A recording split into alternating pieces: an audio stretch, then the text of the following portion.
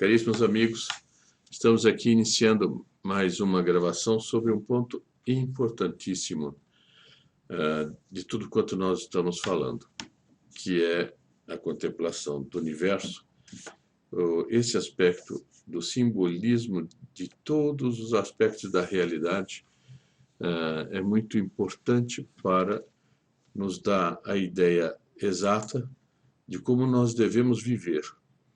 Como a contemplação, ela deve sempre ser feita de tal maneira que ela conduza para Deus.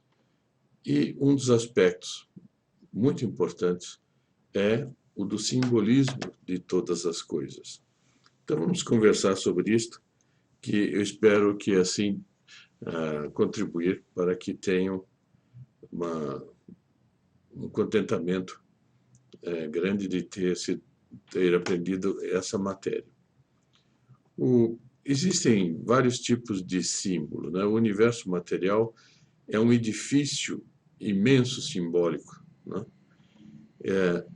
Há símbolos que são símbolos corriqueiros, como, por exemplo, de uma placa de trânsito. Se uma pessoa não pode atravessar, então põe lá uma placa com um traço cortando e a pessoa entende que aquilo quer dizer que ela não pode passar. É vedado a pedestre.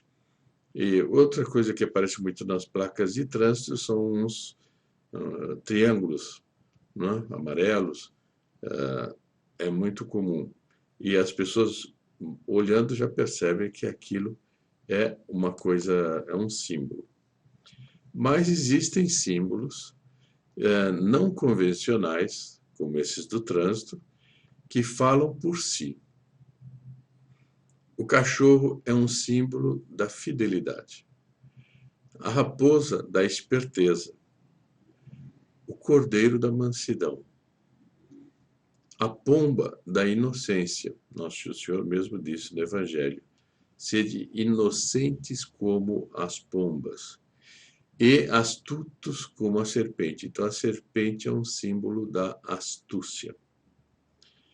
Bem, são animais irracionais que se tomam como sinal de uma ideia abstrata devido a uma analogia.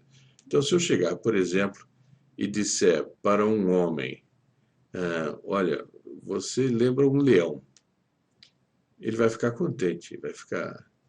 Mas se disser para ele, você lembra um gambá, ele poderá tomar como uma ofensa, porque não é prestigioso ser parecido com um gambá, e é prestigioso ser parecido com um leão.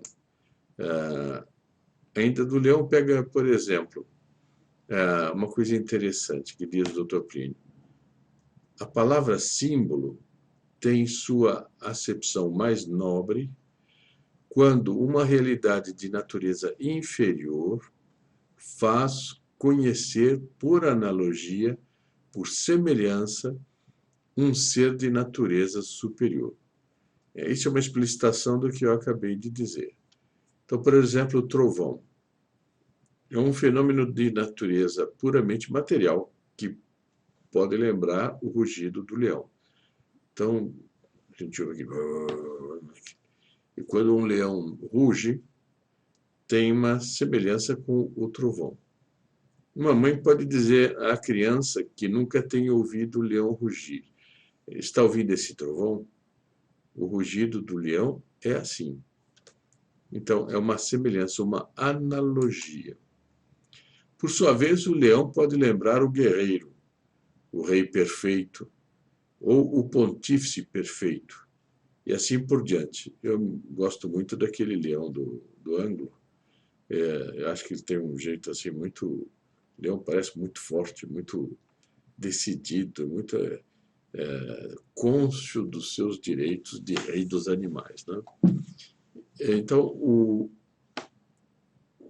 leão, então, ele pode lembrar o guerreiro, o rei perfeito ou o pontífice perfeito, e assim por diante.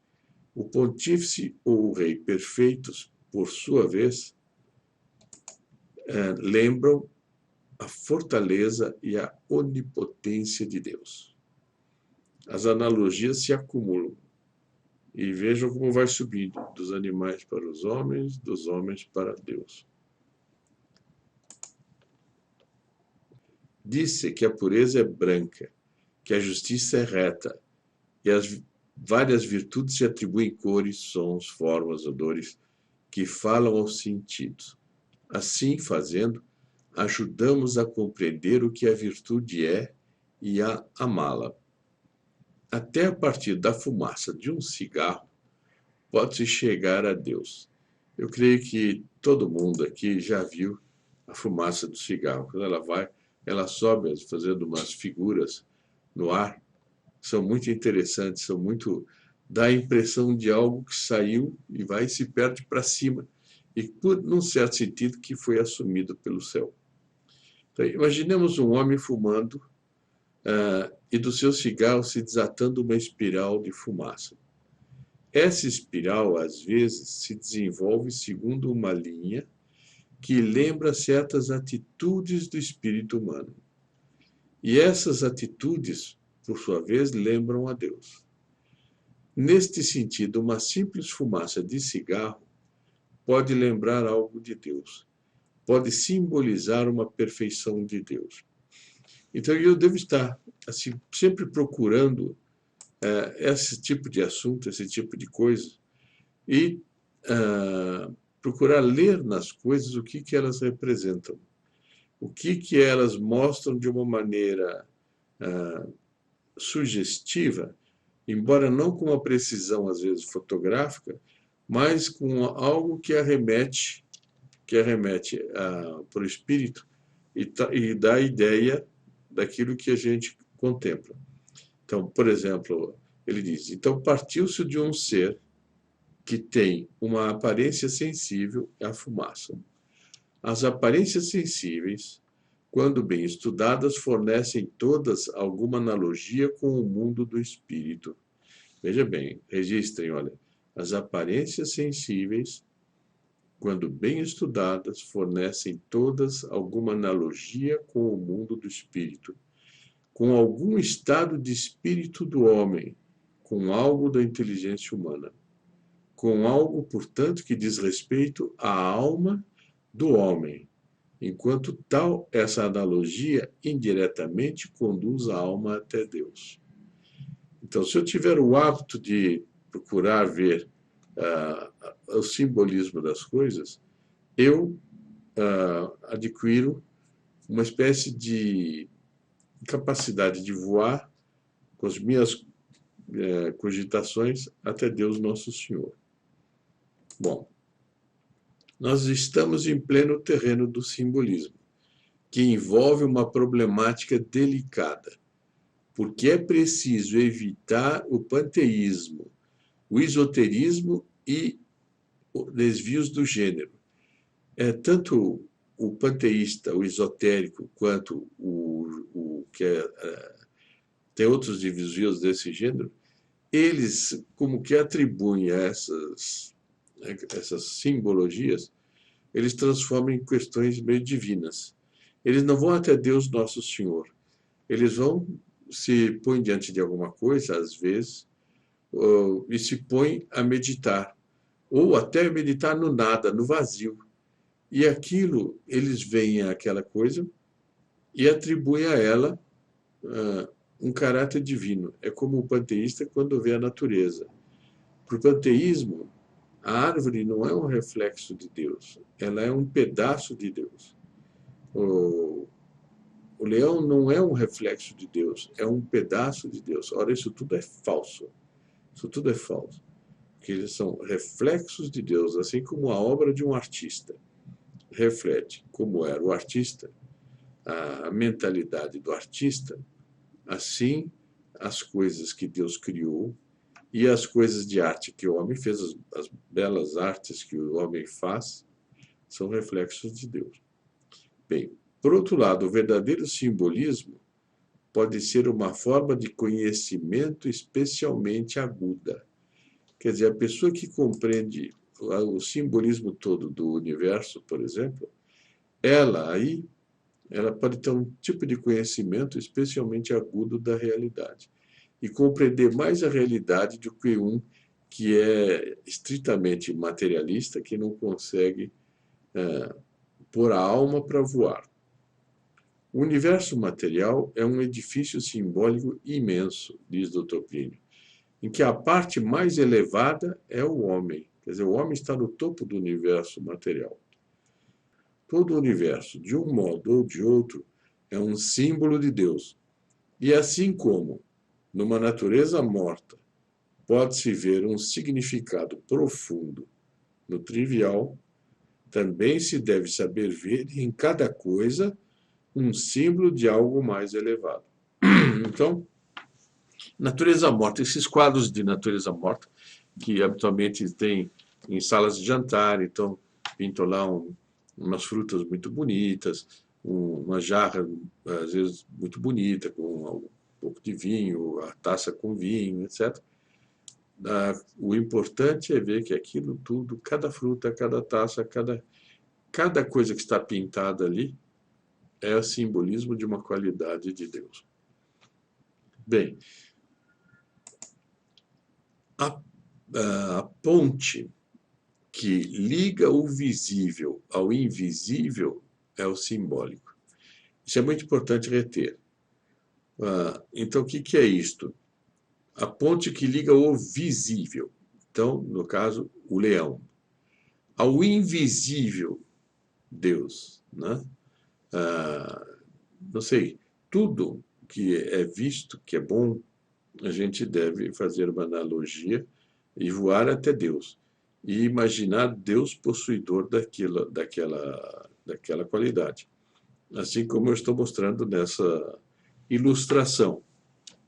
Tem aí uma imagem de Nosso Senhor, e veja, da esquerda tem as criaturas de Deus, são as coisas da natureza. À direita tem as obras de arte dos homens, são o que o Dante Alighieri chamava as netas de Deus, porque são filhas dos homens. Diz Dr. Plínio, os homens seriam muito mais dados à reflexão se percebessem o valor simbólico das coisas. Propriamente, isto que seria viver.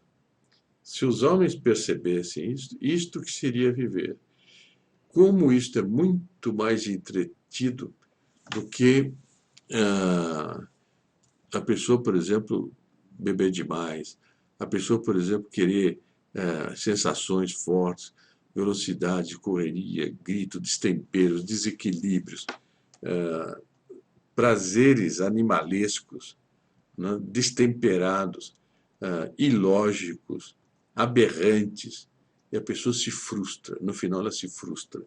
Por isso, o comum de gente assim é tender para a droga, ter uma tendência para chegar numa espécie de elevação falsa para um mundo imaginário.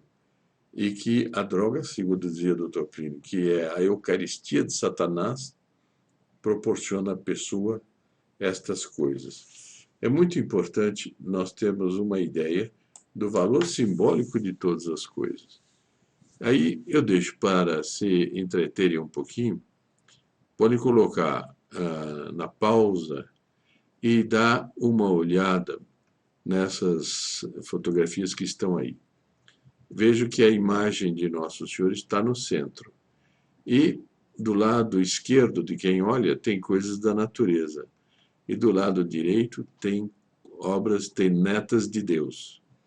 Então procurem contemplar as coisas e ver se atribui a cada uma um valor, por onde lhe toque. Né? Então eu vou só para dar uma ou duas como sugestão. Por exemplo, essa de Carlos Magno, que está bem ao lado da imagem de Nosso Senhor em cima. Que majestade! Que majestade que tem Carlos Magno. Mas, por outro lado, a gente poderia olhar este mar que está do lado esquerdo, umas ondas grandes, é o mar refletindo a sua grandeza, a gente também poderia dizer, que majestade, que grandeza. e tudo isso arremeter para Deus. E o mesmo das outras coisas.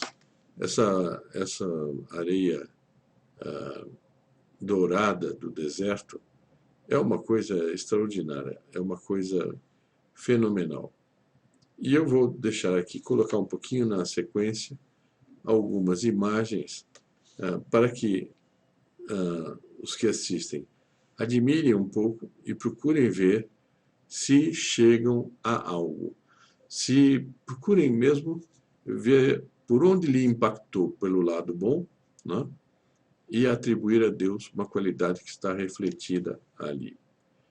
E com isso nós vimos a primeira explanação sobre o simbolismo. Na próxima nós veremos ainda sobre o simbolismo. Até lá, com a graça de Nossa Senhora.